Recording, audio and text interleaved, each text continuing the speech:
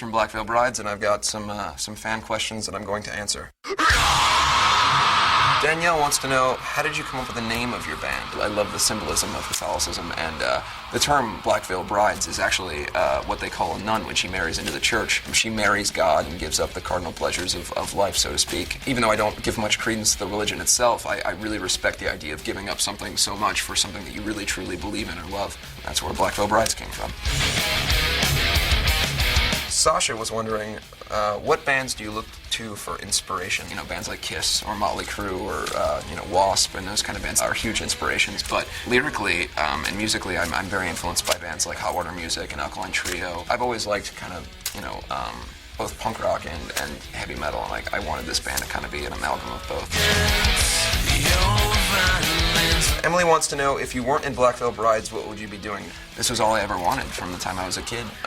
So if I weren't in Black Veil Brides, I would be in some other band that I created and, wanted to make my life. Or I would be Batman. That was my other career choice as a child. Marion asks, what inspired you to write Knives and Pens?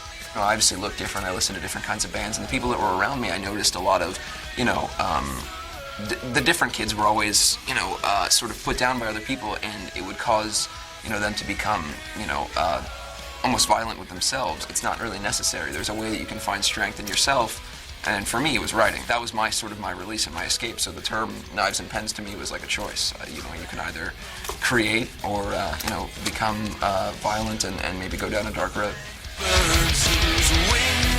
Sarah asks, what was the inspiration behind the song Mortician's Daughter? I was, 15 years old, and I was in love with a girl, and it's very, very genuine. I wrote it about a person that I loved. It's very much a glamorized version of what, a relationship can be, and I definitely, it's very close to my heart in that sense.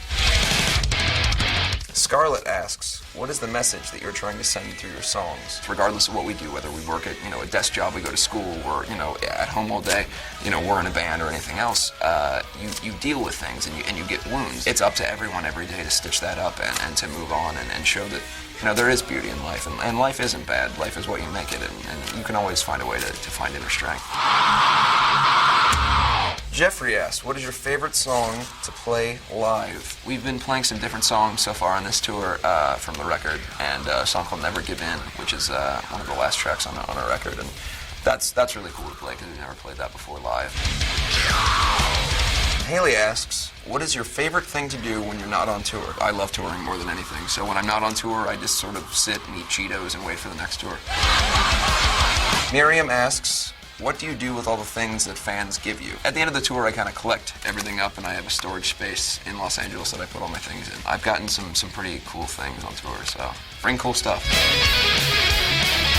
Amanda wants to know, what is something you must always have with you on tour? My makeup. It would be difficult to perform as us without that, but also my vocal cords and pants.